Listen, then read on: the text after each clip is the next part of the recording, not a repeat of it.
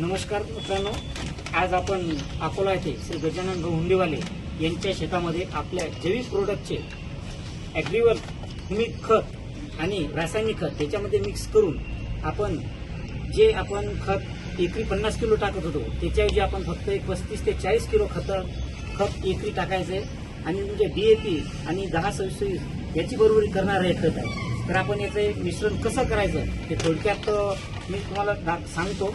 आणि हे ग्रॅन्युअल खत आपलं जे 5 किलोची बॅग आहे ती आता या आपण रासायनिक खतामध्ये टाकत आहे आणि जे की आपल्या दाबणीची किंवा जे चिबडणारी शेती आहे पाणी कमी जास्त होते त्याच्यासाठी आपण त्याच्यामध्ये ॲक्वाजेल टाकतो। याचं कारण असं आहे मित्रांनो की जर पाऊस आपल्याला कधी 10-15 दिवस कमी झाला तरी आपण हे सोयाबीनचा पीक हा जो ॲक्वाजेल नावाचा जो प्रोडक्ट आहे हा आपल्या हातातून पीक जाऊ देत नाही। तर त्याचं मिश्रण कसं करायचं हे मी काय केलेलं आहे, खाली 50 किलोची बॅग टाकलेली त्याच्यामध्ये 5 किलो ग्रॅन्युअल खत आणि 1 किलो आपला ॲक्वाजेल याच्यामध्ये टाकत आहे आणि याला ते पूर्णपणे मिश्रण करून याचा आपल्याला शेतामध्ये उपयोग करायचा आहे। प्रति एकरी 1 किलो हे जे आपलं ॲक्वाजेल आहे, आता हे बघा हे मिश्रण याचं आपण प्रक्रिया करून दाखवत आहे त्यांना आपण आणि हे अशा प्रकारे आपल्याला मिश्रण करायचं आहे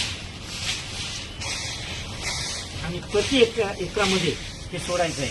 तर अशा प्रकारे हे आपण खतामध्ये ॲक्वाजेल आणि ग्रॅन्युअल खत टाकून आपण हे शेतकऱ्यांना पूर्ण याची माहिती देत आहे। याच्यासमोर 2 शब्द श्री सूरज कवळ सर सांगतील आणि गजानन कर सरांनी जी आज माहिती दिली ती योग्य पद्धतीने दिली आणि आजची अकोल्यामध्ये जर पाहिलं तर आपण जवळपास 30 बॅगाचं नियोजन केलेलं आहे खत आणि ॲक्वाजेल। आणि नक्की मित्रांनो, नवीन युगामध्ये आपण जर थोडासा बदल करतो म्हटलं तर आज जसा निसर्ग बदलत आहे तर नक्कीच आपल्याला सुद्धा बदलणं गरजेचं आहे आणि त्यानुसारच जर काळजीपूर्वक म्हणून आपण या गोष्टी आपण टाकतोय तर वेस्टेजच्या मार्फत चांगल्या पद्धतीने मागच्याही वर्षी गजानन भाऊ हुंडेवाल्यांनी चांगले रिझल्ट घेतले, तर याही वर्षी आपण दुसरं वर्ष त्यांचं नियोजनात्मक करून देतोय।